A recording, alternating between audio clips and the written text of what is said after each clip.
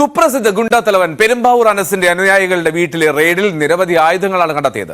പോലീസിന്റെയും ATSന്റെയും പരിശോധനയിൽ റിയാസിന്റെ മാഞ്ഞാലിയിലെ വീട്ടിൽ നിന്ന് 4 തോക്കുകൾ കണ്ടെത്തിയിരുന്നു. ഇവ പെരുമ്പാവൂർ അനസിന്റേതാണ് എന്നാണ് റിയാസിന്റെ മൊഴി. വിദേശത്തുള്ള അനസിനെ നാട്ടിലെത്തിക്കാൻ ശ്രമം തുടരുകയാണ്. ന്യൂസ് 18 പുറത്തുവിട്ട വാർത്തകളുടെ ചൂട് പിടിച്ചാണ് പോലീസിന്റെയും ATSന്റെയും അന്വേഷണം. ഡാനി പോളാണ് കൊച്ചിയിൽ നിന്ന് വിവരങ്ങൾ ചേരുന്നത്. ഡാനി, ന്യൂസ് 18 അങ്ങനെ അത്തരത്തിൽ വാർത്ത പുറത്തുവിട്ട് പിന്നാലെ ഈ അനസിനെ കൊടുക്കുക അല്ലെങ്കിൽ അനസിനെ കൃത്യമായും ട്രാക്ക് ചെയ്യുക എന്നുള്ള തരത്തിലേക്ക് എത്തുന്ന സാഹചര്യത്തിലേക്ക് എത്തിയിട്ടുണ്ട്. ഏറ്റവും ഒടുവിൽ അപ്ഡേഷൻ ഇതാണ് ഈ വാർത്തയിൽ. ATSന് നാട്ടിലേക്ക് എത്തിക്കാൻ കഴിയുമോ പെരുമ്പാവൂർ അനസ് എന്ന് പറയുന്ന ഈ കുപ്രസിദ്ധ ഗുണ്ടേ?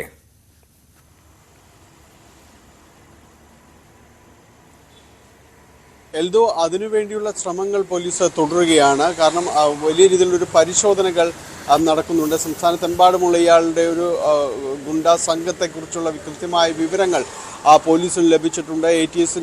ATSന്റെ കൂടി നേതൃത്വത്തിലാണ് ഈ ഒരു ഓപ്പറേഷൻ ഇപ്പോൾ പോലീസ് നടത്തിക്കൊണ്ടിരിക്കുന്നത്. വലിയ രീതിയിലുള്ളൊരു തെരച്ചിൽ എല്ലായിടങ്ങളിലും നടത്തുന്നുണ്ട്. ഇയാളുടെ പ്രധാനപ്പെട്ട അനുയായികളുടെ വീട്ടിലെല്ലാം തന്നെ പോലീസ് പരിശോധന നടത്തി റിയാസ് അടക്കമുള്ളവരെ കസ്റ്റഡിയിലെടുക്കുകയും ഇതിൽ നിന്ന് ആയുധങ്ങളടക്കം പിടിച്ചെടുക്കുകയും ചെയ്തിട്ടുണ്ട്.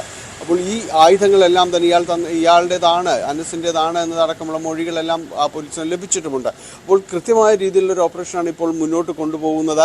ഇയാളുടെ ഏറ്റവും അടുത്ത വിശ്വസ്തരെല്ലാം തന്നെ പോലീസ് ഇതിനകം തന്നെ ട്രേസ് ചെയ്ത് കഴിഞ്ഞു. ചിലരെ തന്നെ പോലീസ് കസ്റ്റഡിയിലെടുക്കുകയും ചെയ്തിട്ടുണ്ട്. അപ്പോൾ കൂടുതൽ തെളിവുകൾ ഇയാൾക്കെതിരെ പോലീസിന് ലഭിച്ചു കഴിഞ്ഞിട്ടുണ്ട്. അപ്പോൾ ഈ ഒരു സാഹചര്യത്തിൽ നിന്നുകൊണ്ട് ഒരു കുറ്റവാളിയെ ഇവിടേക്ക് എത്തിക്കുവാനുള്ളൊരു ശ്രമങ്ങൾ പോലീസ് തുടരുകയാണ്. ഇയാളുടെ ഒരു താവളങ്ങളെക്കുറിച്ച് വ്യക്തമായ വിവരങ്ങൾ വളരെ നേരത്തെ തന്നെയും പോലീസ് ശേഖരിച്ചിട്ടുണ്ട്.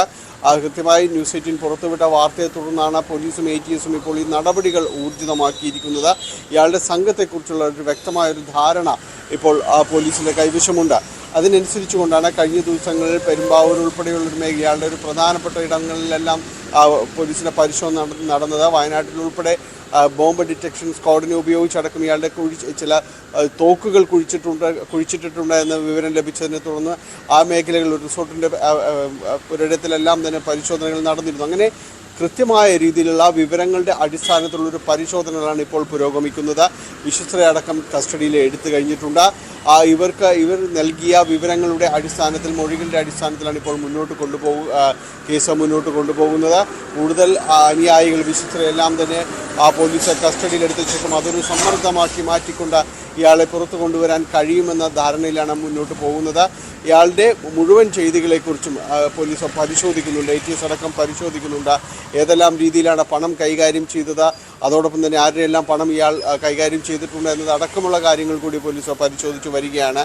അതോടൊപ്പം ഈ കൊട്ടേഷൻ മേഖലകൾ തന്നെയായിരുന്നു ഈ രീതിയിലേക്ക് ഇയാൾ കൊണ്ടുവന്നിരുന്നത്. അപ്പോൾ ആരുടെ ചട്ടുകമായി പ്രവർത്തിച്ചു എന്നതടക്കമുള്ള കാര്യങ്ങളെല്ലാം ഇപ്പോൾ മൊഴിയെടുക്കുന്നവരിൽ നിന്നെല്ലാം തന്നെ വിശദാംശങ്ങൾ ശേഖരിക്കുന്നുണ്ട്. അങ്ങനെ വിപുലമായ രീതിയിലുള്ളൊരു അന്വേഷണത്തിലേക്ക് പോലീസും ATSും എല്ലാം തന്നെ കടന്നിരിക്കുന്നു. വരും ദിവസങ്ങളിൽ അതിൻ്റെ ഒരു പ്രതികരണങ്ങൾ ഉണ്ടാകുമെന്നാണ് പ്രതീക്ഷിക്കുന്നത്. കാരണം ഇയാളെ കരുതുന്നത് ഗൾഫ് മേഖലയിലുണ്ട് എന്ന് തന്നെയാണ്. അപ്പോൾ അവിടെ നിന്ന് കേരളത്തിലേക്ക് എത്തിക്കുവാനായിട്ട് സാധിക്കും. അതിന് കഴിയുന്ന രീതിയിലേക്ക് തെളിവുകൾ ബലപ്പെടുത്തിക്കൊണ്ട് നിയമപരമായി മുന്നോട്ട് പോകാൻ തന്നെയാണ് തീരുമാനിച്ചിരിക്കുന്നത്.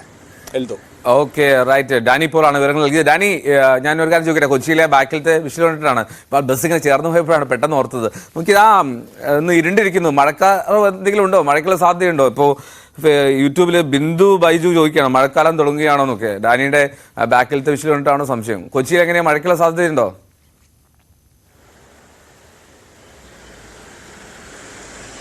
വലിയ സാധ്യതയൊന്നുമില്ല. നമ്മളെല്ലാ ദിവസവും പ്രതീക്ഷിക്കുന്നുണ്ട് മഴ പെയ്തേക്കുമെന്നുള്ളൊരു പ്രതീക്ഷയാണ്. പലയിടത്തും എല്ലാവരും വെച്ച് പുലർത്തുന്നത് പോലെ മഴ പെയ്തേക്കുമെന്നുള്ളൊരു പ്രതീക്ഷയാണ്. എൽദോ പറയുമ്പോൾ ഞാനും ആകാശത്തേക്ക് നോക്കുകയാണ് ഏതെങ്കിലും രീതിയിലുള്ളൊരു സാധ്യതകളുണ്ടോ എന്നുള്ളത്. എല്ലാവരും ഇതുപോലെ തന്നെയാണ്. ഒന്ന് മാനം കറുക്കുമ്പോൾ എന്തെങ്കിലും മഴത്തുള്ളികൾ വീണേക്കാമെന്ന പ്രതീക്ഷയോടെ പോകുന്നു. പക്ഷേ അത് വലിയ കാര്യമൊന്നുമില്ല എന്ന രീതിയിൽ തന്നെ കടന്നു പോവുകയും ചെയ്യുന്നു. മഴ പെയ്തേക്കാം, അതൊരു പ്രതീക്ഷയാണ്. അതെ, ഇന്നലെ പ്രതീക്ഷ. ഇപ്പോൾ ബിന്ദു ബൈജുവിന് ഉത്തരം കിട്ടിയെന്ന് തോന്നുന്നു. ഒരു പ്രതീക്ഷയാണ്, മഴ പെയ്തേക്കും കേട്ടോ. അപ്പോൾ എന്നാൽ ഡാനി പോളാണ് വിവരങ്ങൾ നൽകിയത് കൊച്ചിയിൽ നിന്ന്. ഇനി മറ്റൊരു